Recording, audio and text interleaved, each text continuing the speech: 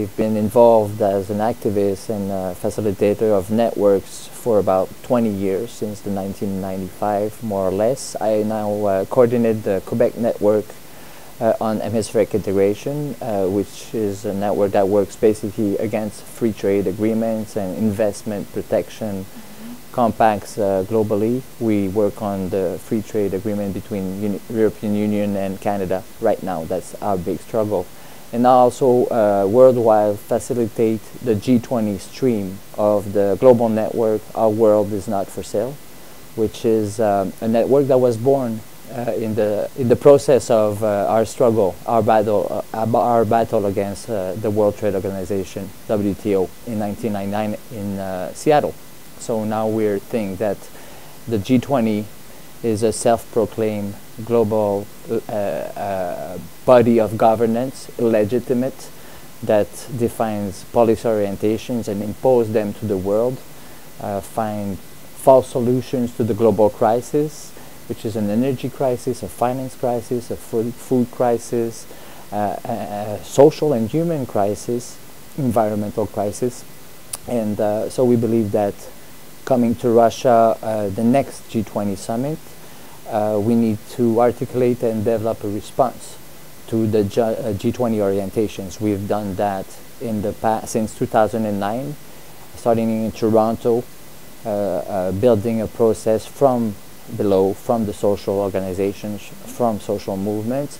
Then in Korea, we organize counter summits, big mass mobilization. Koreans are fantastic to do that. And also in France, in Nice, and last year in Mexico, building a process of articulation of our local national struggles against that big corporate-led agenda and market-led global economy. Well, I think we're facing a key moment in history right now to provoke system change. I think we're facing a deep global crisis, as I was mentioning, on many fronts at the same time. It's certainly a financial crisis, problems of financial flows, illicit capital flows, and so on, but it's also an environmental crisis. We need to think what kind of system that needs to be put into place to replace the actual one, so it serves the interests of our populations everywhere, so we don't, for example, privatize and marketize everything, starting with nature, but also public services, education, health, and natural resources. There's a balance to be found in the actual system, redefine, rethink the correlation between the production system and the consumption system for the sake of the planet, for the sake of humanity, but also to serve the purpose of our people. So there are processes of rooting, putting into concrete struggles the global issues. There are many issues that have been developed front of struggles. We think that the global economy right now is organized around, of course, finance, speculation, and so on, but also around free trade agreements that promote all trade of everything, even environmental services, even water, and so on, which are fundamental rights to people. And also a big compact of corporate power system, a system that give more rights to the corporation and transnationals, give them the power of defining our public policy, and the G20 is a place where the transnational are defining the policy for their own interests and not for the people's interests. Neoliberalism is based on a recipe based on market. Everything is marketable, right? And I think we need to break that logic. We think that there are rights that should be defended, promoted, rights of people to access to basic needs like health, education, water. We think we need to rethink also the idea of sovereignty, right? I think we need to build the concept of popular sovereignty, how people need to be empowered to control and envision the future of their of public goods, natural goods. And for sure, privatization, liberalization, and opening the markets and the borders have been the three elements of that recipe that don't work under the neoliberal framework for the needs of the people. And the crisis somehow is a reflection of that. And it all goes in hand with also what we call the democratic deficit crisis. People that are not part of the decisions. I was talking about the transnational being the ones defining public policy. People have been mobilizing lately in many countries, denouncing the big gap between our politicians, the people that are taking the decisions, along with private interests, and the people's needs. So it's an interesting moment where we see new social movements also raised, being expressed in the streets, and the bridges are starting to be built, and that's what we try to foster and stimulate in our network between those kind of new expressions of democracy and also older version of social movements organizing unions. Unions are now showing a very open-mindedness to link with different ways of organizing, with also new social movements like networks, right, on thematic issues or global campaigning on different issues also. So it's an interesting moment that question the neoliberal system. We do believe nowadays that we need to work for system change. Canada and Quebec, maybe contrary to Europe, for example, has been living a different level of crisis, mainly because we in Canada put together a system of regulation of banks and financial markets. And actually what the solutions that the G20 is promoting is more the regulation of those.